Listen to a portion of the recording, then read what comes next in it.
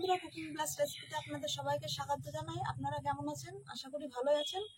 তো আমি আজকে বেগুন দিয়ে একটা রান্না করব, তো পুরো ভিডিওটা দেখুন কি রান্না করি। প্রথমে বেগুনটা আমি এই দুটার সাইড থেকে এগুলো কেটে নেব, নিয়ে লম্বা লম্বা করে কাটবো। দুটাটা থাকবেই, দুটা শুদ্ধই লম্বা করে কেটে নেব।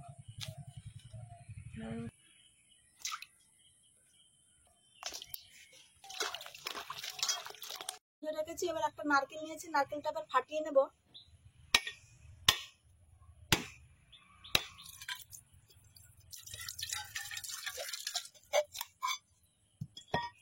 এই এক টুকরো আমি পুড়ে নেব।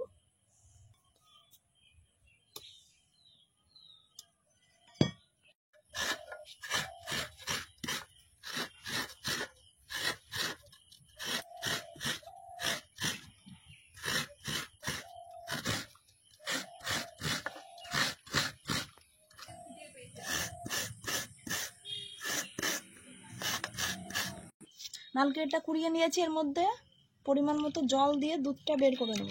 কিছুক্ষণ একটু ভিজিয়ে রাখবো, তারপরে ছেঁকে নেব। নুন ধরিয়ে নিয়েছি, এবার কড়াইটা বসিয়ে দিচ্ছি। এবার কেটে রাখা বেগুনগুলোর মধ্যে আমি লবণ হলুদ মাখিয়ে নেব।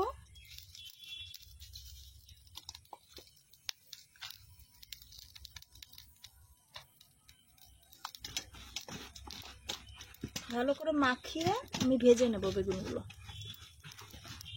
কড়াইটা গরম হয়ে গেছে, এর মধ্যে দেবো সাদা তেল।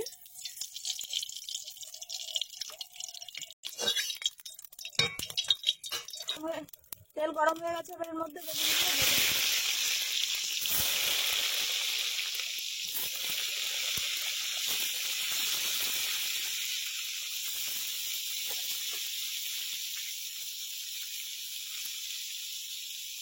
নারকেলটা ভিজিয়ে রেখেছিলাম, এবার এটা আমি ছেঁকে নেব।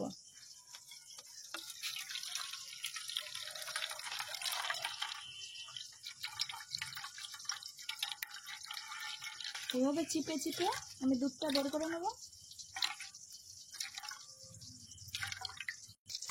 এদিকে বেগুনগুলো ভাজা হচ্ছে, আমি পাটায় কিছু মশলা বেটে নেব। জিরে, লঙ্কা আর কিছুটা আদা আমি বেটে নেব একসঙ্গে।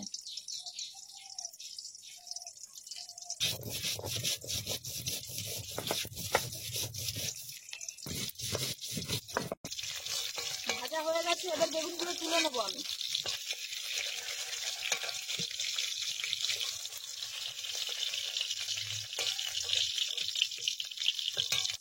একটু আলাদা করে কাজু বাদাম আর পোস্ত বেটে নেব একসঙ্গে কিছুটা।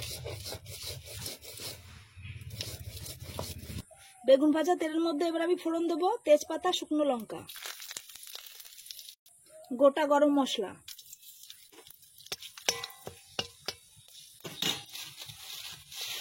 একটা টমেটো কেটে রেখেছিলাম ছোট করে, সেটা দিয়ে দিচ্ছি।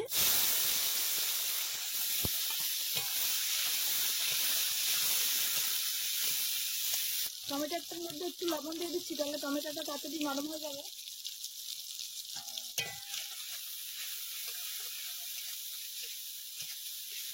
এবার আদা জিরে লঙ্কা বাটাটা দিয়ে দিচ্ছি।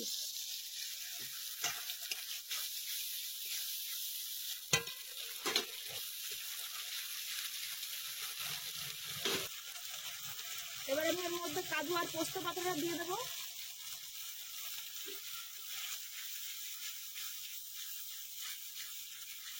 দেবো পরিমাণ মতো লবণ, হলুদ। মশলাটা কষানো হয়ে গেছে, দেখুন তেল ছাড়তে শুরু করে দিয়েছে। এবার এর মধ্যেই নারকেলের দুধটা দেবো।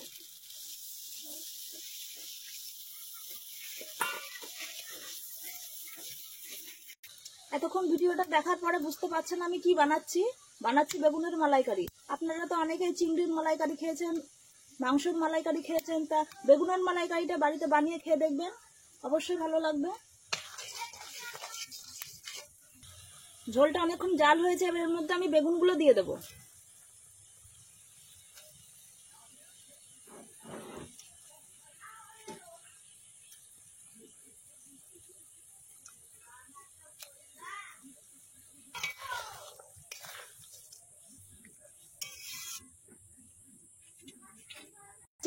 কয়েকটা চেরা কাঁচা লঙ্কা দিয়ে দিচ্ছি।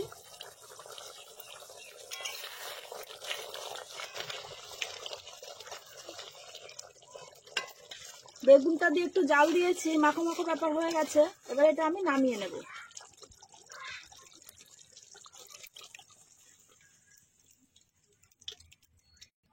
যারা এই ভিডিওটা দেখছে অবশ্যই কমেন্ট করবেন, শেয়ার করবেন আর লাইক করবেন, করে পাশে থাকবেন।